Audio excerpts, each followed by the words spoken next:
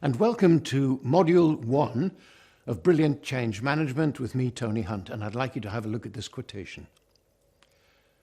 Without change, there is no innovation, creativity, or incentive for improvement. Those who initiate change will have a better opportunity to manage the change that is inevitable. I think that second point is where we ought to be going. And this quote I came across 20 years ago, and it frightened me then. It frightens me even more now. More changes occur in every day of our lives than our great-grandparents experienced in decades. And this process is just beginning. Consider for a moment that a musical birthday card has more computing power than existed on the planet before 1950. And just think what computers are doing now. So what does this mean? Well, it means that change is perhaps the only constant in our lives. Everything is changing all the time, and the pandemic has forced all of us into a rapid change mode. This means that even if we don't move forward, we're moving backwards. Even if we stand still, we've got to keep on moving forward. And very importantly, we have to rethink how we manage our employees, because we can't manage them in a conventional way any longer. Some of them have skills that we simply don't understand. So it's no point me asking my employees to do it the way I used to do it. We've got to find another way of working entirely. So let's use the momentum of the pandemic as a vehicle for change rather than an obstacle to it. So the leader's approach to change. One person's freedom fighting is another person's terrorism. We look at things from different angles. Because you are a role model, people will look to you for signals. Change is inevitable, it's getting faster, and controlling the nature of that change becomes our major responsibility. We must become familiar with change and learn to welcome it. And depending where we are in the organization, as I've just mentioned, we will have different views of what change will mean to us.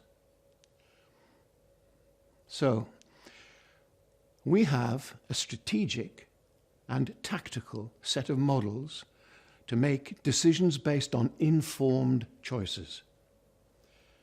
This program is not a strategic guide. It's not a guarantee of success. In order to manage your change, it'll help if you can use an established model. And if this model that I'm going to suggest to you, and I'm going to be suggesting 5 over the course of our work together, if the models don't work for you, you must find one which does and explore other options. So just a reminder of the 9 modules of our program. The first is this, the rationale for a methodology of change. The second is understanding the need for change. Then I'll be introducing the strategic thinking models that I've mentioned. We'll be looking at how people respond to change and how we can plan for that. A vehicle that we will use is to create a vision and then a mission for the change process itself. We will then communicate via various means so that our people will understand the totality of what we're asking them to do. We'll implement the change proper, put in checks and balances so that you can monitor what's going on, and then put in place, finally, housekeeping methods to make sure that we don't revert to the mean. And before we do that, I'd like you to think about the first assignment for this program. Let me give you the reminder. You might wish to screenshot or photograph the complete assignment page. Some preliminary thinking on your part.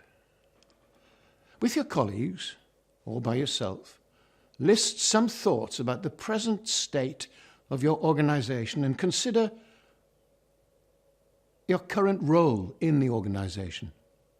For example, are your team and you sufficiently skilled to move any future change? Are your products or the services you offer future-proofed? And if they are, how do you know? If they're not, What will you do? What are the changes that you've already made, for example, because of COVID-19? I'd like you to look around your marketplace and flag up any areas of concern. If you lift your eyes to the future, you may see the challenges on the horizon. Your response to this short exercise will help you with the modules that follow. This takes us to the end of this module, and when you've completed the exercise, please move on to module number 2, and I'll see you there.